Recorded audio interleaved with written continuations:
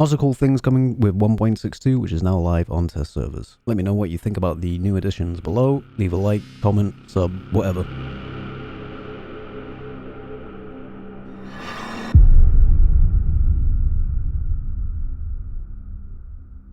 Just going through my thoughts and opinions about the 1.62 updates.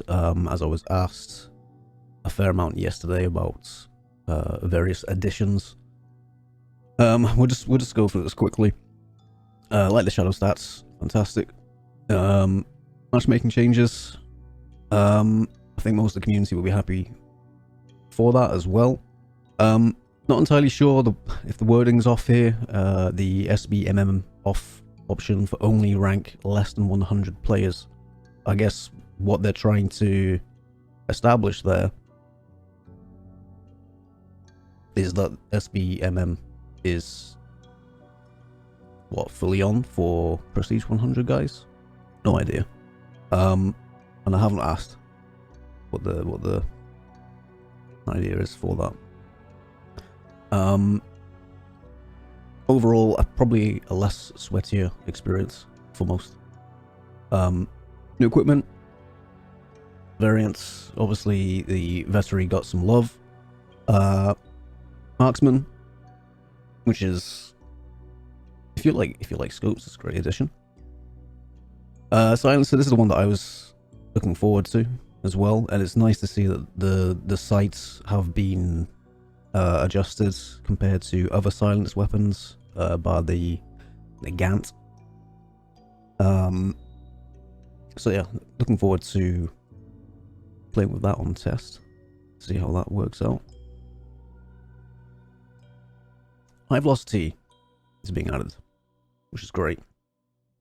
How that will work with the silenced could be very interesting as well, given the fact that silenced weapons naturally are less velocity as well as damage. So that'll be interesting.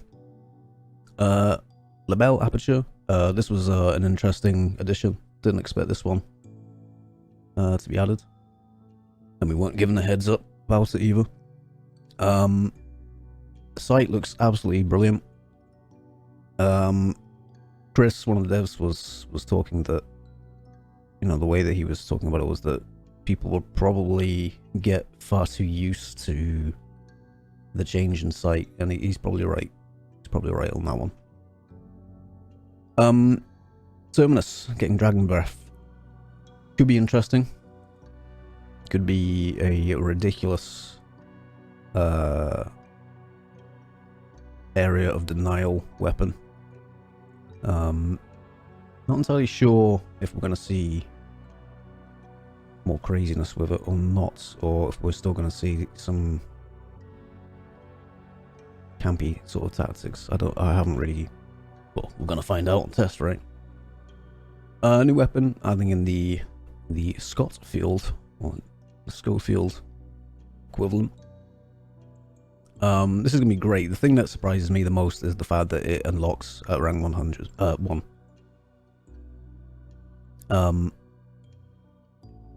Yeah, that's gonna be an interesting one. Mainly because I believe the packs, as we'll find out later on, has been shifted to unlock at rank 18. I think the packs is a brilliant weapon, but it's become, for me personally, the PAX has become a weapon that, as I was saying yesterday on stream, that if I need a sidearm that is you know, has a bit of penetration and range on it, I'm always going to go uppercut. If I've prestige and the uppercut isn't an option there, then essentially, if I have to fall back on the packs, it has got to the point where if I have to, then I'm going to change my primary big time. And I would probably much rather roll with an officer than the packs these days. So it's going to be interesting to see like how that fits. Obviously, if there's a bit more contention with the packs, then they might give it a bit more love later on. Maybe in the form of more custom ammo. Who knows? Custom ammo we're getting for the SCOTTFIELD, full metal, and incendiary. New consumables. So yesterday, obviously, this was one of the things I was asked about a lot of. What I thought about this being added into the game. I saw a lot of people spitting the dummy out about it. This is gonna be great. The reason for that is there's a lot of spam in Hunt. Like the amount of times that I've probably lost encounters because of spam, and people just hitting shots constantly, but not it's not a headshot, you know. And I've had to fall back so many times because, you know, and I'm running out of heals.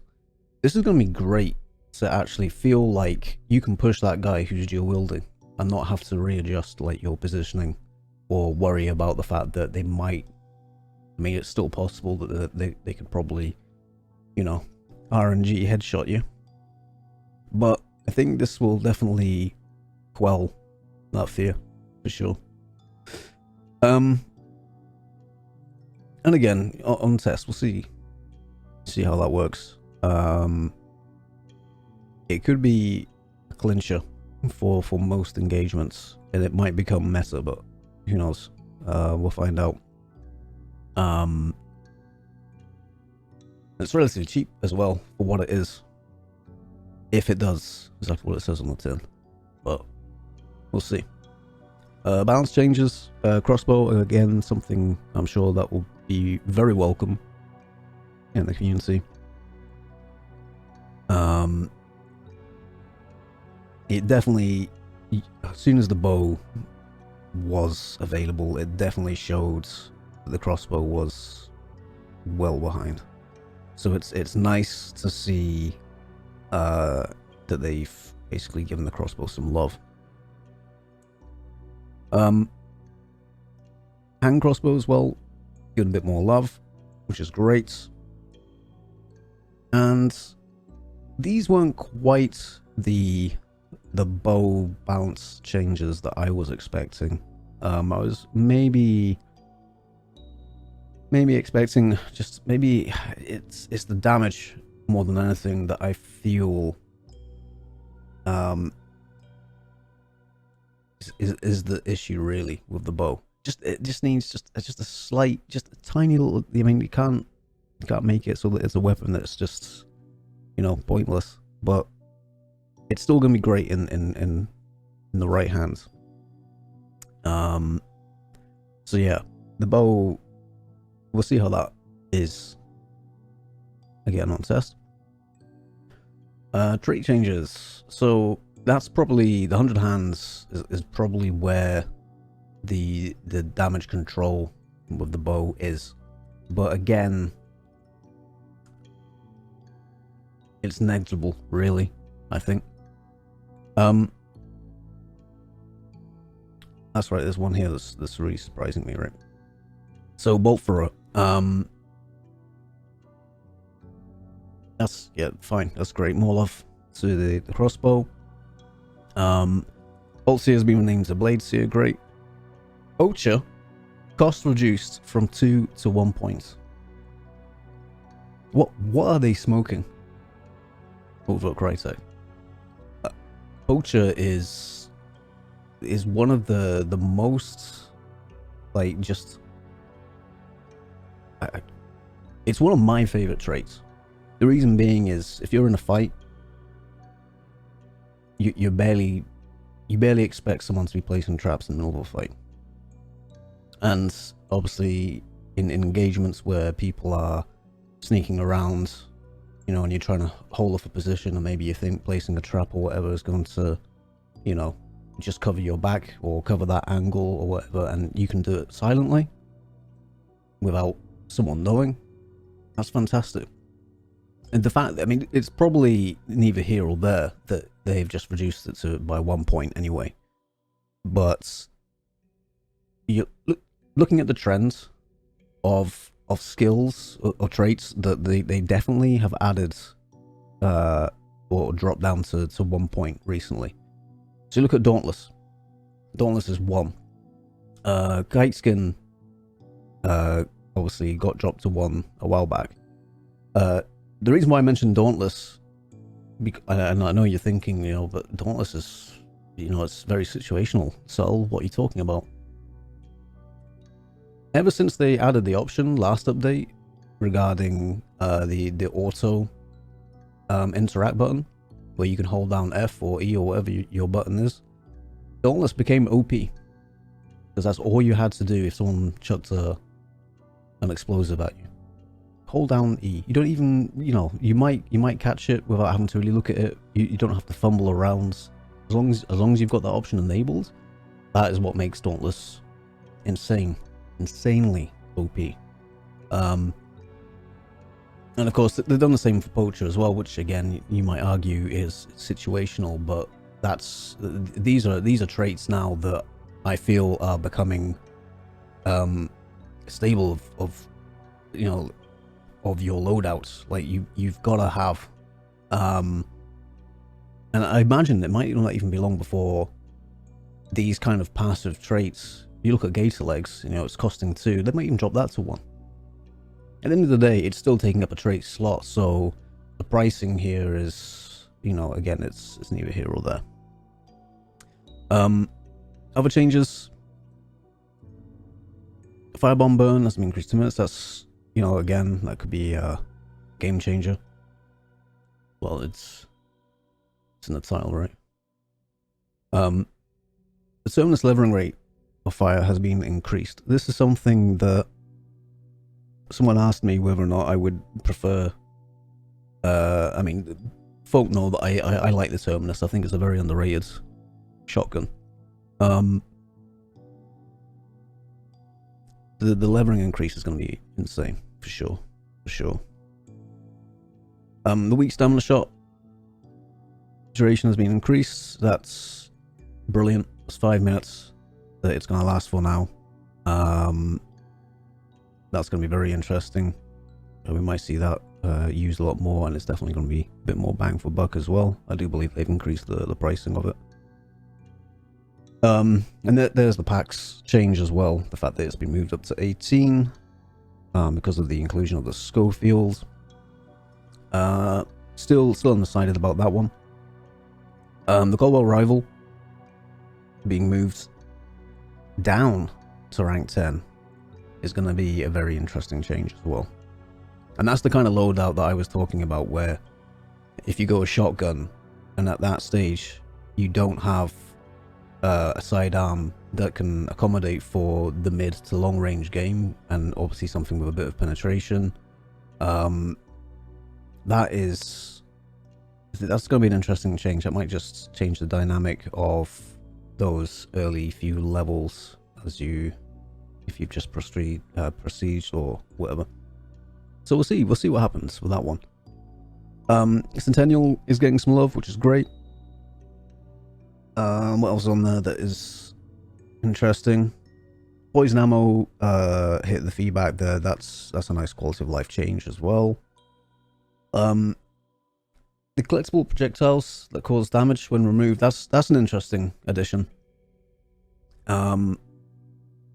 Again, it's probably going to be very situational. It might be, I don't know, negligible, really. The Red Skull Revive, that was something that I brought up.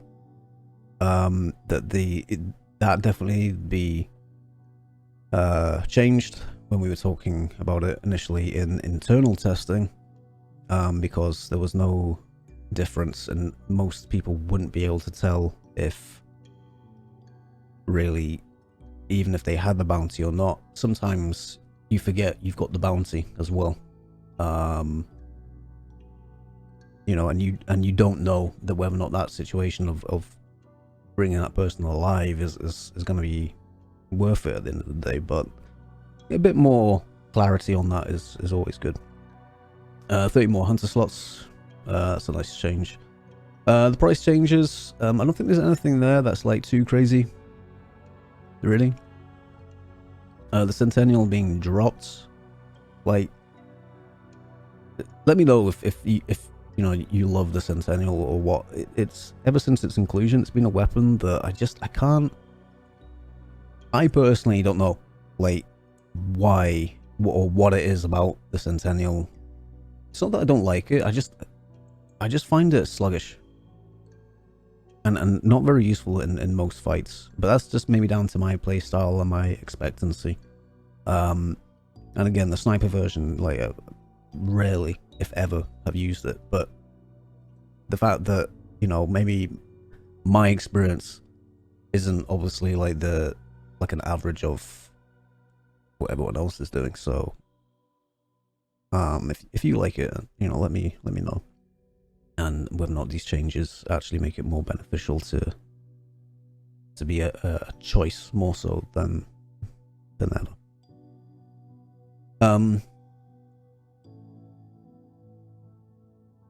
What else is on there? The bow being dropped, like, with it already being, you know, a decent weapon, could be interesting. So there's the weak stamina shot as well, and that's been upgraded to $61. That's fine. You know, it's now, it goes on for 5 minutes now. So that's a good balance change more than anything there.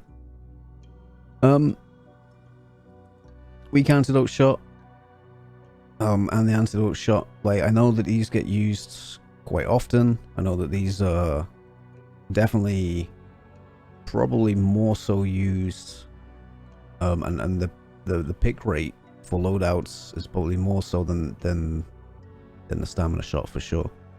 They are used. It is a useful shot, obviously, for different scenarios.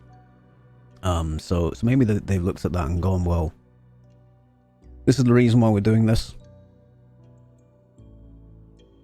That's fine. Lobby animation changes, right? Great, cool. Legendary content, beautiful skin there.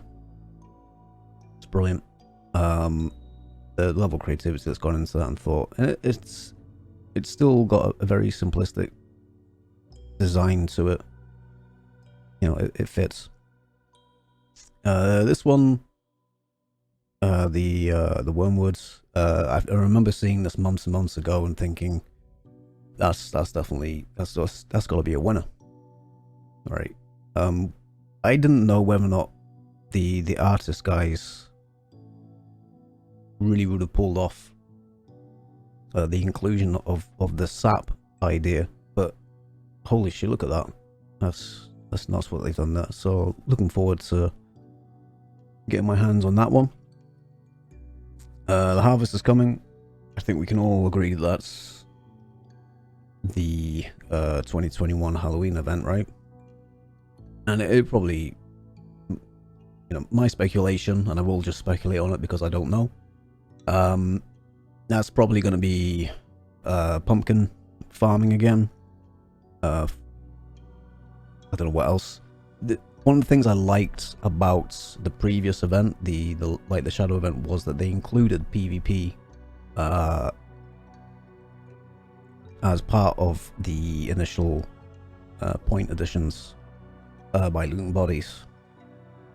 I hope that they follow suit with that as well with all forthcoming events. Just so you're not, you know, we don't get these players that are just flying around the map doing their own thing. They're not playing the objective, they're not getting involved with PvP, and they're just out there farming. The Light the Shadow event for me was so just chilled. Like, I didn't feel like I had to once rush, or, you know, I never even used any of the vapors or anything like that, not even once.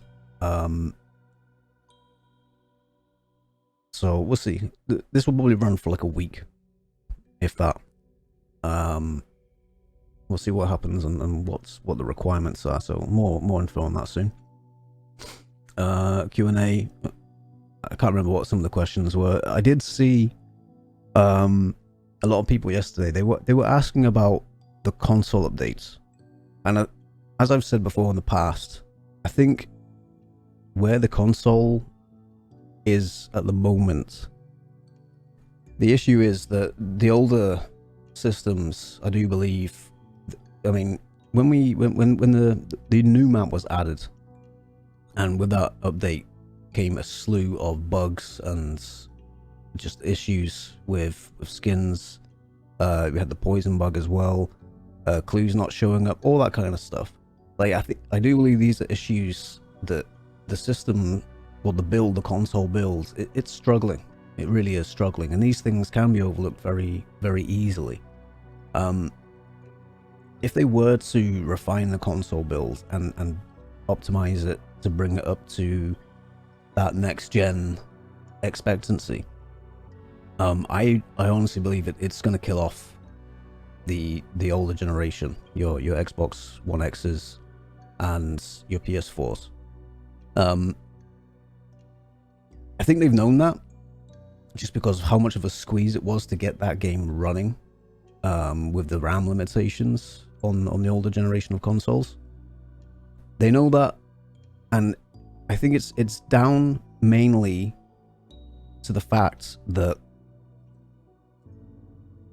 the newer consoles are definitely going to be able to run an updated version of Hunt to a point. In doing so, they're going to separate the player base even further. And we already know the console player base is already, you know, it's up and down. It has its moments. It definitely is not a patch on where the PC player base is.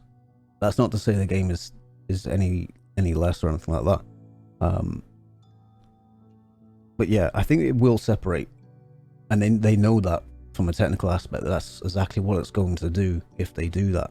And they're not going to want to force people, well, you have to buy, you know, the next gen systems or anything like that, you know. I don't think that Crytek, definitely, they're not like that. So there's that issue, I think, that not a lot of people really think about when it comes to console optimization. But that was one of the questions I saw yesterday in chat quite a lot. Other than that, yeah, I don't know. I don't know really if there's anything else. I guess maybe see you on test. If not, happy hunting out there.